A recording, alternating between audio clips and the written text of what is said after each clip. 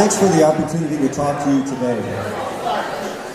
And thanks for the team that put together this event and this weekend, including the dinner tomorrow night. I appreciate it. It's a lot of work to put something like this together and take time out of your classes, so thank you. Over 30 years ago, I was sitting where you're sitting right now. And for many of you, that may have been almost 2 lifetimes ago. For me, it feels like it was yesterday. I mean, time really flies, believe me. So what I'm going to share with you today is personal. And it's the truth. What you do now matters. What you do now matters. You should know that Maryvale never would have selected me as a distinguished student. I had B's and C's.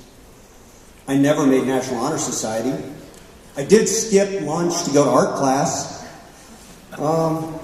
Maryvale never would have selected me as a distinguished athlete either. There was nothing distinguished about my athletic career. As he said, I wrestled my freshman year. I ran track for 3 years. And for some reason in my senior year, with zero experience, I thought it would be a great idea to play football. And so although I made the team, I never played a snap in a game. So how does somebody go from an undistinguished student, an undistinguished athlete, to becoming selected as a distinguished graduate? Why would they do that? Perhaps it's because I'm an Army Special Forces colonel or a Green Beret. Why? Why would they select me? And how did I go from being undistinguished to distinguished? I don't say this to impress you, but to impress upon you, your past does not equal your future.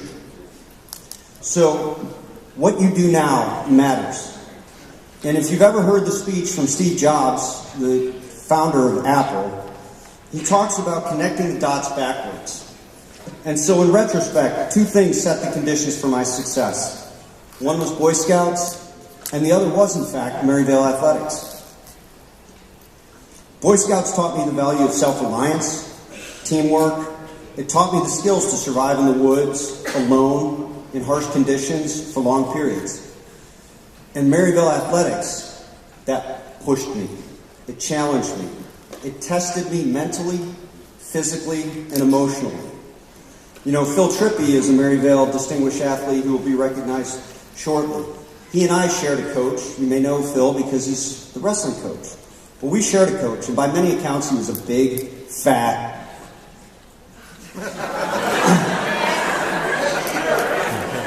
But that coach, he did teach us the difference between pain and injury. And once you learn that, you can push yourself further than others.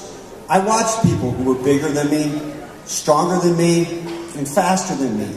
And yet they failed out of Special Forces assessment and selection. Why? You see, what you do now matters. Today, most Americans are sheep. Sheep are passive, content to let others care for their needs and protection. And at your age, that should be fine. Except there are wolves. There are wolves in this world. There are wolves who would harm us. We've seen the wolves at the school shooting in Florida, at the lunatic bomber in Austin, and in the jihadist attacks across the globe. These wolves have existed across history, and these wolves will continue to be there in our future. Are you content to be a sheep in that world? Or will you choose to be a sheepdog? A sheepdog willing to do whatever it takes to protect the sheep.